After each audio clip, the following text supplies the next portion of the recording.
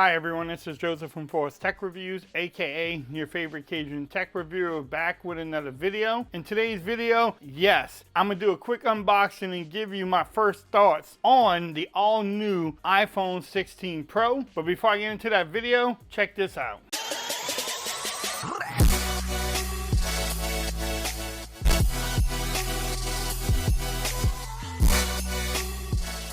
Okay everyone, so I'm back with another video. Do not address your screens, do not turn it off, do not turn it back on. You do see an iPhone sitting on my desk right there.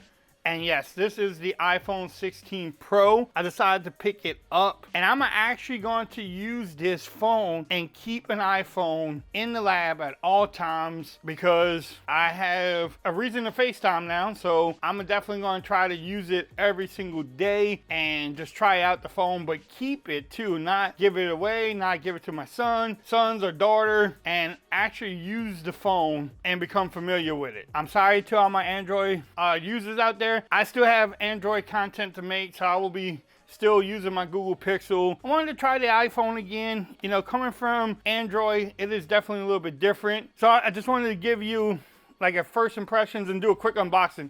As you can tell, I pretty much already unboxed the phone. Here's the phone. Now this is the titanium desert color. I'm gonna be honest, if I seen this in person before I picked up the phone, I probably would never got this color. It's kind of pinkish, it's kind of gold, it's kind of brown.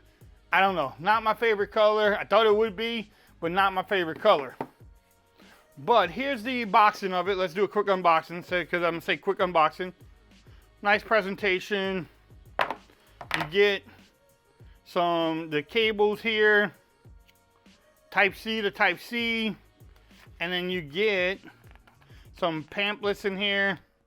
No stickers, nothing else is in the box, no charging port. There's your unboxing. Pretty simple. You know, they pretty much all the same now anyway, so there is your unboxing there. But here is the phone. Now, the color may not be the best, but it definitely feels premium. See how they did with the aluminum sides? They made it kind of not shiny like my Pixel there. I do like that. I do like how the back is matte finish also. But let's go over it. You have your power button on this side. This is the camera button. We'll talk about that in a little bit. You have your action button, which I still need to set up.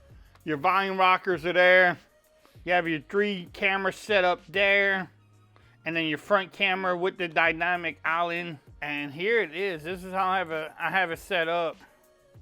I think I have auto brightness on. I gotta figure all that out still using it. Still trying to set it up. The one thing I did notice, I can move my icons around with iOS 18. But just getting used to iOS coming from Android, it's gonna take some work. The muscle memory is different. The way you download apps is a little bit different. You have some cool widgets that you can download from Apple. The camera seemed really good too. But I'm really, the last 12 hours I've been using it, I've been enjoying it.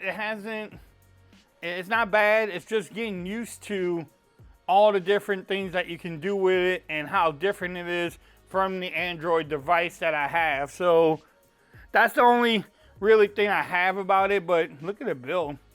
Look, compared to my Google, it looks like a baby. Maybe I should have got the Pro Max, but I just wanted a little phone. I didn't need a big iPhone. This one is 6.3 inch panel. They use, I think, a Samsung panel on there. To all my Apple fanboys out there, what do y'all like about the iPhone? What can I try out? Name some apps that I can try. Tell me some things, some widgets I can download. I've been enjoying FaceTime. I do have a new grandbaby, so that's been fun, aggravating my kids with FaceTime.